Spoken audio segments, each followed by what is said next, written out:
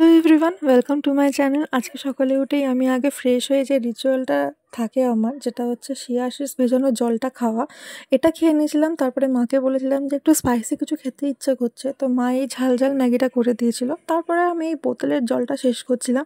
আমি এই বোতলে দিনে 5 বার জল খাই, মানে দিনে 5 লিটার। আর আমাদের বাড়িতে না একটা নতুন আলমারি এসছে, তো এই কিছু জিনিস বাদ দিতে মাকে হেল্প করছিলাম। তারপরে একটু বাবা কুমড়ো ফুল এনেছিল, ওটাই ভাজছিলাম।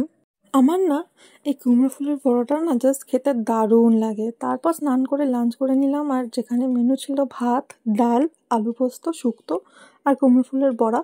পাঁপড় ছিল বা সেটা দেখাতে ভুলে গেছিলাম। আর ভাত খেলে ভাত ঘুম তো আসবেই, তো হালকা একটু ঘুমিয়ে আমাদের পাড়াতে না একটা বিজয়ের প্রোগ্রাম ছিল, সেটার জন্য রেডি হয়ে গেছিলাম। তো ওখানে কিছুক্ষণ বসে বাড়িতে গিয়ে না আর ওই একই ভাত খেতে ইচ্ছে করছিল না, আজকে একটু মনে হচ্ছিলো যে রাস্তার কিছু খাই। তো রাস্তার দোকান থেকেই বাড়িতে এই চাউমিনটা নিয়ে গেছিলাম সবার জন্য। লাস্টে একটা আইসক্রিম খেয়ে আজকে ব্লগটা এখানেই শেষ করলাম। দেখা হচ্ছে পরের ব্লগে, টাটা। আর জানিও যে ব্লগটা কেমন লাগলো আমার।